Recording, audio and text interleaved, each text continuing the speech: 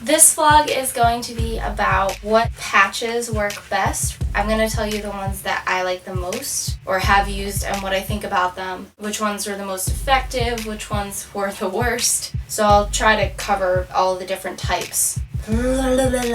If you choose to vest your dog or harness your dog, which is not required for a service dog, you can work a service dog naked as much as you want. I guarantee you will have more public access issues and more issues with the general public, but there is no law stating that you have to have your service dog dressed or marked as a service dog.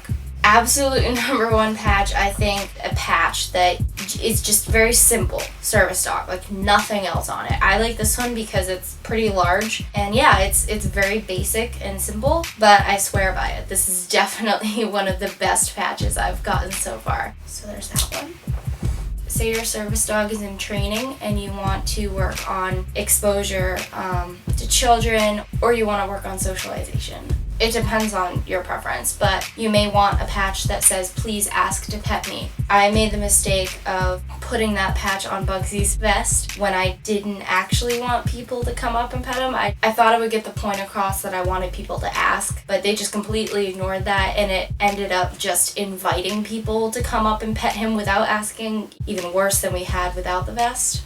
So I absolutely suggest, unless you are seeking attention or you want to expose the dog to that type of situation, seriously suggest not using the please ask to pet me patch. Unless your dog is in training, it's gonna be a disaster. If you are looking to get people to leave your dog alone, tons of different patches. This one on his VLD right now, this one says mobility assistance dog with a little handicapped wheelchair sign, and it says do not pet in huge block red letters, and underneath it says access required by ADA law. I personally love this patch, but I found it to be completely useless. I think it's partly because there's so much text on it, so people will just kind of see it and they're like, oh, I don't want to read that crap, I'll pet the dog instead. I was actually working at Walmart yesterday, and some woman came up and started petting Bugsy. I gave the usual, excuse me, could you please not pet my dog, he's working, more politely than that, but she actually replied with, oh, you should have a sign, and then walked away. I was completely baffled.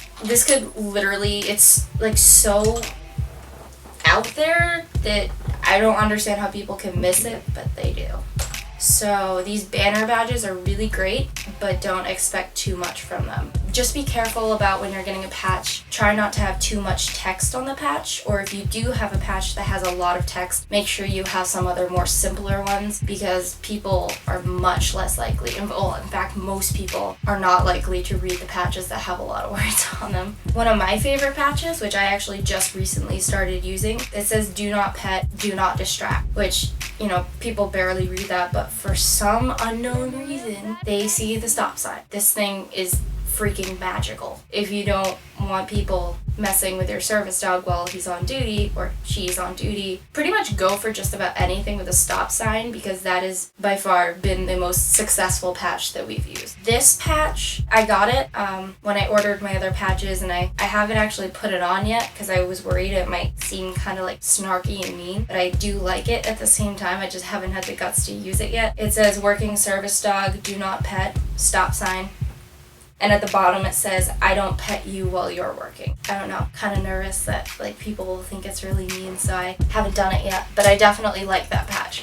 Another one that I swear by, at least in my case, I don't know, some people do go out without their service dogs at some points, but it says do not separate service dog from handler. I'm kind of looking into getting one that's like a little more noticeable. I do know that when an emergency situation happens, everybody always reads this. So this patch is absolutely amazing. There's a lot of controversy on whether you should label your service dog according to what type of work he or she does. I think it really depends on the person. It depends on a lot of factors. It depends on how private you are about your condition. If people are polite to me, I'm pretty much an open book.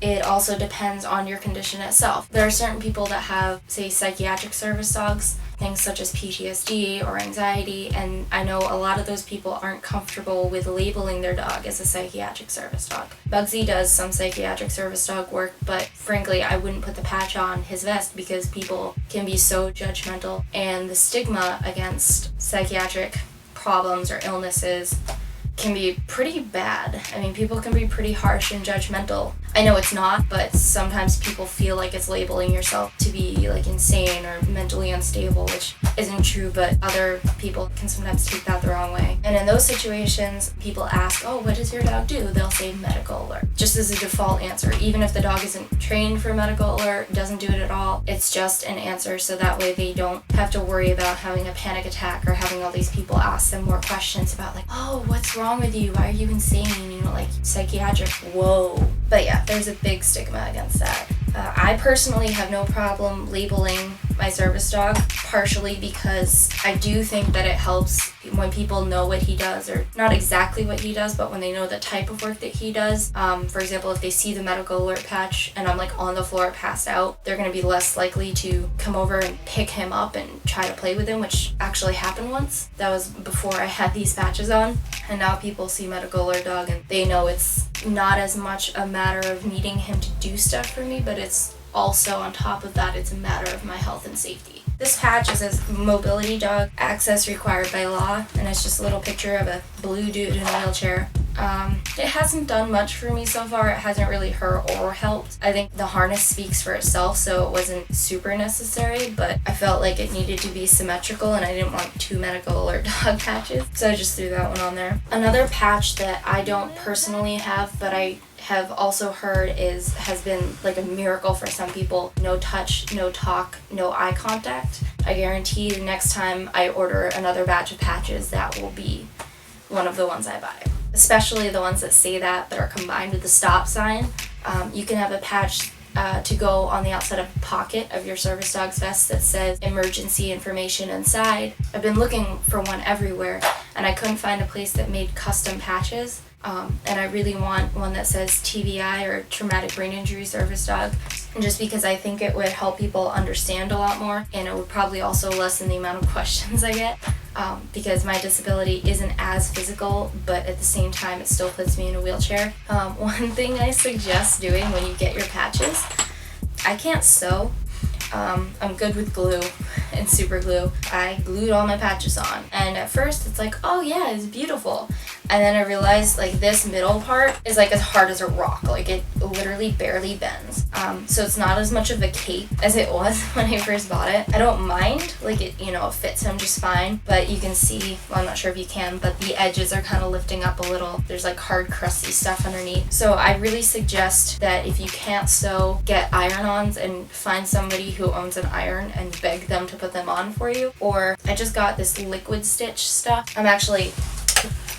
This is his new cape that I just bought just for the summer for hot weather. I'm currently putting this stuff, God, this stuff takes forever to dry. I put it on like yesterday, it's still drying. Yeah, it's liquid stitch, and it's essentially sewing for people that can't sew. And once it dries, like the bottom half is dry, it's flexible, it's not hard and crusty like super glue. Essentially, you can put anything on your service dog. Some vests have the option to have the dog's name embroidered into it, which I kind of considered at first when I bought my first one, but I totally decided against it once I realized that everyone would be calling his name out. I suggest against that. If you're a legitimate service dog team, you're not going to want that happening everywhere you go, trust me. Is that it, Bugsy? Yeah, and there are tons of patches I didn't cover, I'm sure. There's a patch for just about every type of service dog, and if there isn't, you can usually find somebody who can make it custom. My biggest tip is just don't super glue or Gorilla Glue your patches, because you will be disappointed and you will end up needing to replace your cape or vest.